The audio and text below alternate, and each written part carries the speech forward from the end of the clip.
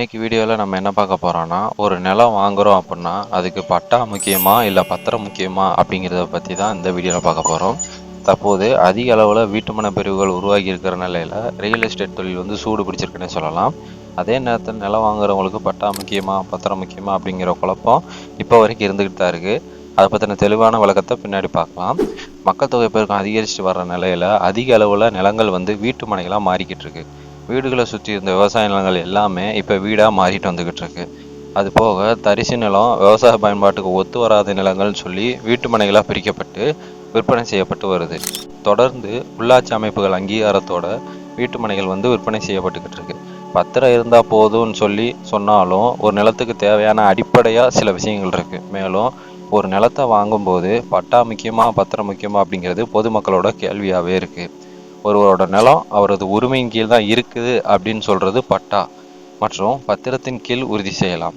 அது மட்டும் இல்லாமல் சிட்டா, அடங்கல், வரைபடம் அப்படின்னு பல விவகாரம் இருக்கிறது. அது ஒரு தனி கதை. முதல்ல பட்டாவுக்கும் பத்திரத்துக்கும் இருக்கிற வித்தியாசத்தை தெரிஞ்சுக்கணும். தற்போது பத்திரப்பதிவு துறையில் வழங்கப்படும் ஆவணங்களில் மோசடி செஞ்சு முறைகேடாக நிலங்கள் மற்றும் நபர்களுக்கு விற்கப்படுது. இதனை தடுக்கத்தான் ஆவணங்கள் மின்னணு மயமாக்கப்பட்டு வருது, அதாவது டிஜிட்டலைஸாக பண்ணிக்கிட்டு இருக்காங்க.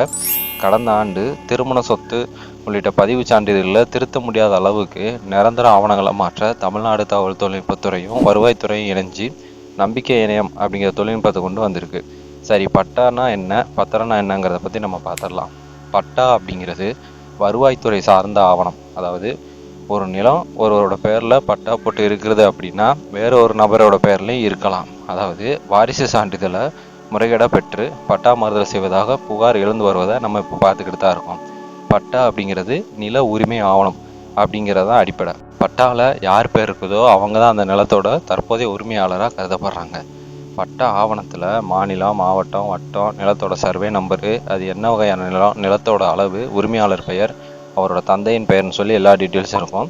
அதே நேரத்தில் பத்திரம் அப்படிங்கிறது ஒரு சட்டப்பூர்வமான ஆவணம். இது நிலத்தை வச்சிருக்கக்கூடிய நபர் குறிப்பிட்ட நிபந்தனைகளை பூர்த்தி செஞ்சால் அந்த சொத்துக்களுக்கான உரிமைகளை அவருக்கு அது வழங்குது. நிலம் உள்ளிட்ட சொத்துரிமையை மற்றொரு நபருக்கு மாற்றுவதற்கு பத்திரம் பயன்படுது. பட்டா முக்கியமா பத்திரம் முக்கியமா அப்படிங்கிற கேள்வி மக்களிடம் இருக்கிற நிலையில் பத்திரமே அடிப்படையில் முக்கியம் அப்படின்னு உச்சநீதிமன்றம் வெளியிட்ட தீர்ப்பில் குறிப்பிட்டிருக்காங்க. உதாரணத்துக்கு, என்னிடம் பட்டா இருக்குது ஆனால் பத்திரம் இல்லை அப்படின்னு சில சொல்கிறத நம்ம பார்த்துருப்போம்.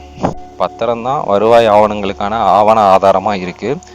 ஒரு பத்திரத்தின் அடிப்படையில் தான் பட்டா வழங்கப்படுவதும் குறிப்பிடத்தக்கது. அதே நேரத்தில் பத்திரம் மட்டும் இருக்கும் நிலம் புறம்போக்கு நிலம்னு கூட சொல்லலாம். அந்த நிலத்தை அரசாங்கம் கையகப்படுத்தினா நம்மளால் ஒன்றுமே செய்ய முடியாது அப்படிங்கிறது கவனிக்கத்தக்கது. ஆனால் பட்டா இருக்கிற நிலம் சட்டப்பூர்வ நிலம், அதை அரசாங்கம் கையகப்படுத்தினாலும் அதுக்கு நஷ்டஈடு கொடுக்கணும் அப்படிங்கிறதும் குறிப்பிடத்தக்கது. அதனால் ஒரு நிலத்துக்கு பட்டாவும் முக்கியம், பத்திரப்பதிவு முக்கியங்கிறதையும் நம்ம கவனிக்கணும். அரசாங்கத்தில் நம்ம இலவசமாக வீட்டுமனை பட்டா பெற்றிருந்தாலும் பிற்காலத்தில் அதை நம்ம மாற்றும் போது அதுக்கு பத்திரம் கண்டிப்பாக தேவைப்படும். எனவே பட்டா, பத்திரம் இந்த ரெண்டையுமே உரிய ஆவணப்படுத்தி வச்சுக்கிறது நம்ம எல்லாத்துக்கும் நல்லது.